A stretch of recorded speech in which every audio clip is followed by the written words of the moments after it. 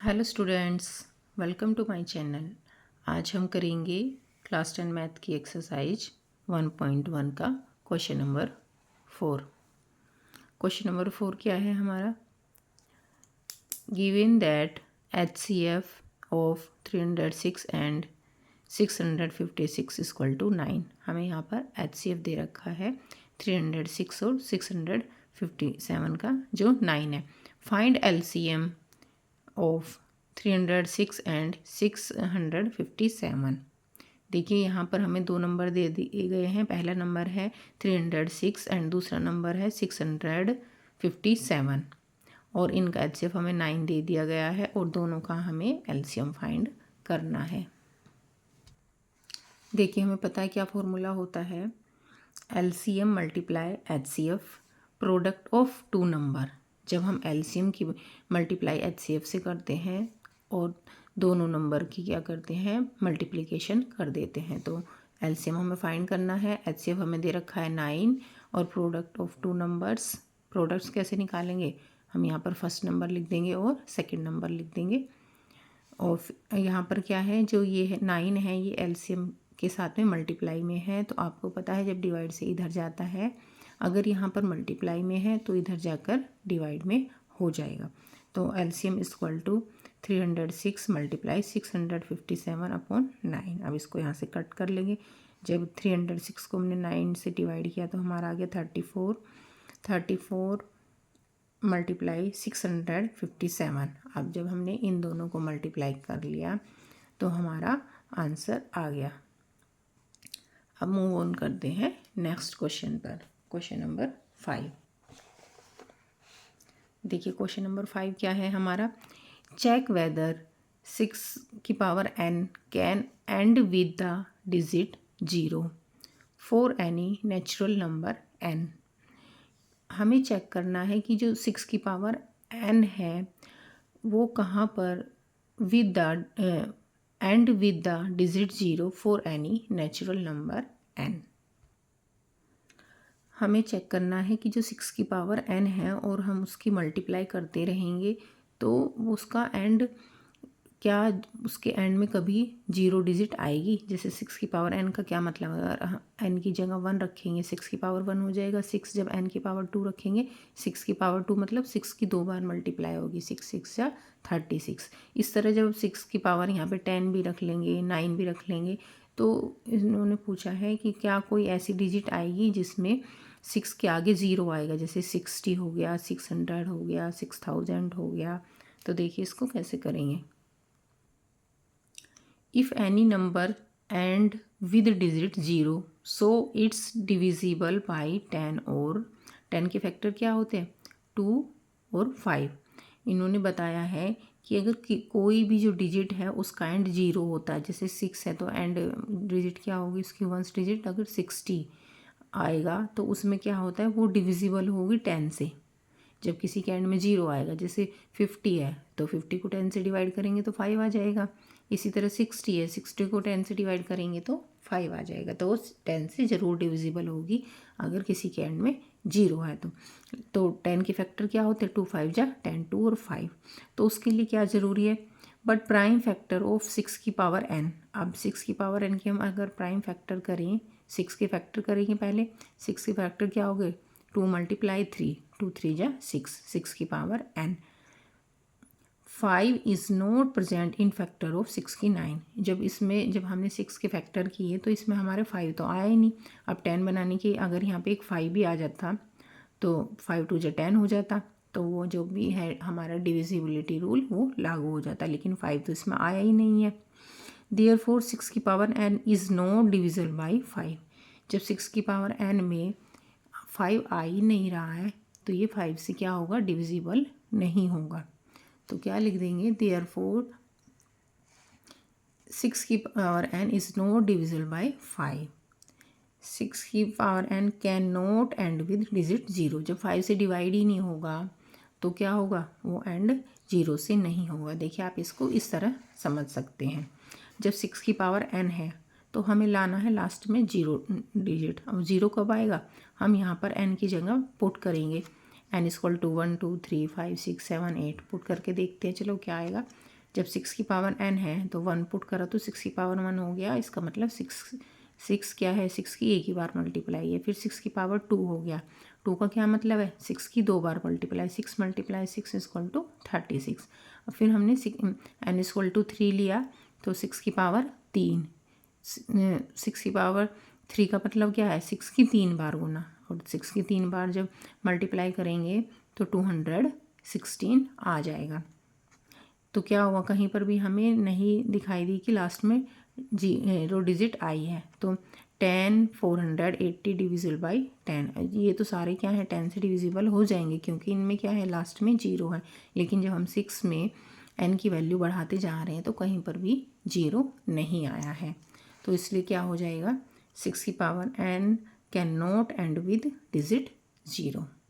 I hope आपको ये समझ में आ गया होगा। क्वेश्चन नंबर 6 है हमारा, explain why 7 × 11 × 13 + 13 and 7 × 6 × 5 × 4 × 3 × 2 × 1 + 5 are composite numbers. तो हमें ये क्या करना है, प्रूव करना है यहाँ पर कि जो ये दो नंबर्स दिए गए हैं ये हमारे कंपोजिट नंबर्स हैं। तो सबसे पहले आपको ये पता होना चाहिए कि कंपोजिट नंबर्स होते क्या हैं।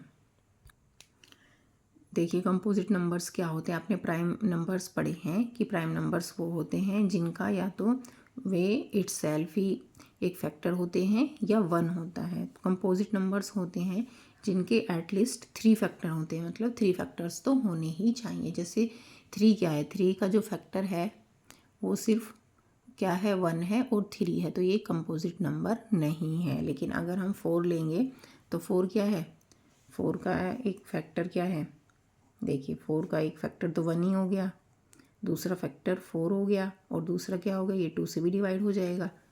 तो इसकी क्या हो गई, मोर देन 2 फैक्टर हो गए। एटलीस्ट 3 फैक्टर्स तो होने चाहिए, तो वो होते हैं कंपोजिट नंबर। और प्राइम नंबर्स होते हैं 3 जैसे, उसके सिर्फ 2 ही फैक्टर होते हैं, एक तो 1 होता है और एक होता है नंबर इटसेल्फ। तो ये हमारा हो गया प्राइम नंबर और ये हो गया हमारा कंपोजिट नंबर। तो अब देखिए कैसे करेंगे। अब हमें प्रूव करना है कि ये जो नंबर दिए गए हैं हमें, ये दोनों ही कंपोजिट नंबर्स हैं। तो 7 × 11 × 13 + 13, देखिए यहाँ पे ये मल्टीप्लाई में है 13 और यहाँ प्लस में है, दोनों जगह पर अवेलेबल है। तो यहाँ से हम 13 को क्या करेंगे, कॉमन ले लेंगे। यहाँ से हमने 13 को कॉमन ले लिया, क्या बचा 7 × 11 × 1 और +1, क्योंकि क्या किया था हमने यहाँ से 13 ले लिया था तो क्या आ गया, यहाँ पे 1 ही आ गया क्योंकि 13 हमने बाहर ले लिया, 13 मल्टीप्लाई में है। और यहाँ पर भी 13 था तो यहाँ पर भी 1 बच गया। कैसे बचा, देखिए जब इसका ब्रैकेट का मतलब होता है कि यहाँ पर मल्टीप्लाई, अब 13 की जब हम अंदर मल्टीप्लाई करेंगे तो क्या बन जाएगा, 7 × 11 × 13 और +13 सेम बन जाएगा। तो इसलिए हम इसको ऐसे कॉमन ले सकते हैं। और जब हमने कॉमन ले लिया है तो हमने 11 और 7 की मल्टीप्लाई करी, आ गया 77 और +1, क्योंकि 11 की जब 1 में करी तो 11 1 जा 11 और 7 में करी तो 77 +1 आ गया। अब हमारा हो गया 13 × 78। और जब फिर हमने क्या किया, 78 के हमने क्या कर लिए, फैक्टर कर लिए। तो 13 मल्टीप्लाई, अब 78 के फैक्टर हमारे आए हैं 13 × 2 × 3। इसको आप प्राइम फैक्टर मेथड से कर लेंगे, जैसे क्वेश्चन 1 और 2 किया था हमने। अब इसके फैक्टर कर लिए 78 के, तो ये आ गए हमारे यहाँ से यहाँ तक के फैक्टर। अब हम लेंगे it is a composite number because it has more than 2 prime factors. तो अब ये हमारा कंपोजिट नंबर प्रूव हो गया। प्रूव कैसे हुआ है, क्योंकि ये क्या है, इसके 2 से ज़्यादा फैक्टर हैं। क्योंकि कंपोजिट नंबर्स में तो क्या होता है, प्राइम नंबर में तो क्या होता है 2 ही फैक्टर होते हैं, लेकिन कंपोजिट नंबर में क्या होता है 2 से ज़्यादा फैक्टर होते हैं। एटलीस्ट 3 तो होने ही चाहिए। तो यहाँ पर तो हमारे ज़्यादा बन रहे हैं, 1 2 3, तो 3 बन गए हमारे। तो हमारा क्या हो गया, ये कंपोजिट नंबर हो गया है। अब देखिए सेकंड सेकंड नंबर है हमारा दिस वन। देखिए इसमें ये यहाँ पर सारा मल्टीप्लाई में है, +5 है। देखिए यहाँ से भी 5 कॉमन आएगा और यहाँ से भी 5 कॉमन आएगा। तो जब हमने यहाँ से 5 कॉमन ले लिया मल्टीप्लाई, तो क्या यहाँ पे क्या बच गया, 7 × 6 × 5 तो ले ही लिया है, 4 × 3 × 1, और एक हमने ये बाहर ले लिया था, एक मल्टीप्लाई हमने इसकी लगा रखी है। इसको तो लगाओ या ना लगाओ एक ही बात है, क्योंकि जब किसी भी नंबर को 1 से मल्टीप्लाई करेंगे तो वो सेम नंबर आ जाता है। और यहाँ से हमने लिया था तो यहाँ पर भी +1 हो गया, क्योंकि 5 तो हमने बाहर ले लिया। अब जब 5 के अंदर मल्टीप्लाई करेंगे तो यहाँ पे 5 में मल्टीप्लाई हो जाएगी इसकी।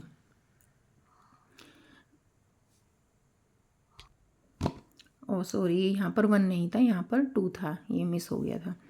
ठीक है, अब जब 5 के अंदर मल्टीप्लाई करेंगे तो 5 की इस 1 में भी हो जाएगी मल्टीप्लाई और इसमें भी हो जाएगी। तो 5 मल्टीप्लाई, अब जब हमने इन सब की क्या कर ली, यहाँ तक मल्टीप्लाई कर ली, तो ये आ गया हमारा 504, और ये 1 तो था ही, +1, जब हम दोनों को प्लस कर लिया 505 आ गया।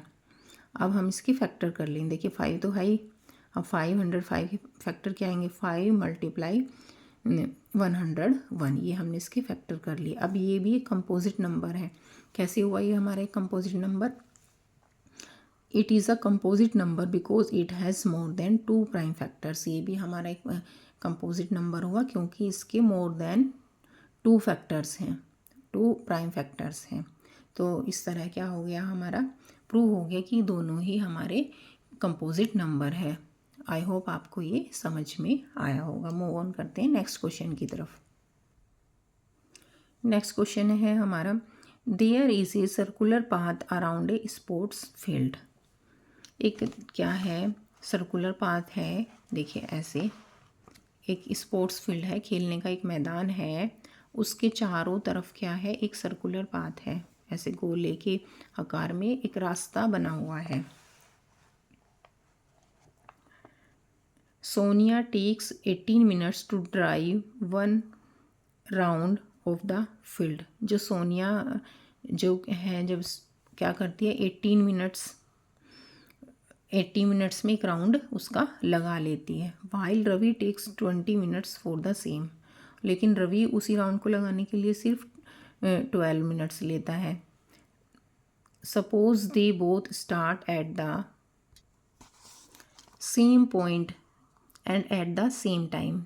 हमें सपोज करना है कि दोनों एक ही साथ चल रहे हैं, सेम ही पॉइंट से चले हैं और एक ही साथ उन्होंने चलना शुरू करा है, and go in the same direction, और एक ही डायरेक्शन में जा रहे हैं। After how many minutes will they meet again at the starting point. देखिए इन्होंने बताया है, जो सोनिया है वो 18 मिनट्स लेती है सर्कुलर पाथ का राउंड लगाने में, और जो रवि है वो 12 मिनट्स लेता है, और दोनों एक ही पॉइंट से चलना शुरू करते हैं और एक ही डायरेक्शन में जाते हैं। तो इन्होंने ये पूछा है कि वे कब मिलेंगे। ठीक है, अब हमें ये फाइंड करना है कि वो एक दूसरे को कब मिलेंगे। तो सोनिया 18 मिनट्स में जाती है और रवि 12 मिनट्स में जाते हैं, और सेम ही पॉइंट से चलना शुरू करते हैं, सेम डायरेक्शन में। तो वे कब मिलेंगे, तो देखिए कैसे फाइंड करेंगे। Now we find LCM of 18 and 12। अब हमें 18 और 12 का क्या है, एलसीएम फाइंड करना होगा। तो देखिए ये है 18 का एलसीएम कैसे लेंगे हम, 2 से डिविजिबल हो रहा है, 2 9 जा 18, 9 हो रहा है 3 से, 3 3 जा 9, 3 1 जा 3। फिर 12 का 12 6 से 12, 2 3 जा 6, 3 1 जा 3। अब एलसीएम कैसे लेते हैं ये आपने पहले पढ़ा हुआ है। 18 इक्वल टू हमने जो भी 18 के फैक्टर्स आए हैं और 12 के फैक्टर्स क्या आए हैं, 2 × 3, इनको हमने लिख लिया। अब एलसीएम कैसे लेते हैं, जो कॉमन होता है दोनों में। देखिए कॉमन क्या है, ये वाला 2 और ये वाला 2 कॉमन है, और ये वाला 3 और ये वाला 3 कॉमन है। तो पहले हमने 2 × 3 लिख लिया, फिर जो ये बचा था एक 3 और एक 2, इनको भी मल्टीप्लाई में लिख लिया। तो ये आ गया हमारा एलसीएम 36। तो अब कैसे करेंगे, so Sonia and Ravi will meet again at the starting point after 36 minutes. तो जो हमारा एलसीएम आया है वही उनका मीटिंग पॉइंट बनेगा। तो वो 36 मिनट के बाद एक दूसरे से फिर मिलेंगे। यहीं पर ये एक्सरसाइज फिनिश होती है। आई होप आपको समझ में आया होगा। इसी तरह की वीडियोस प्राप्त करने के लिए please like share and subscribe my channel. Thank you.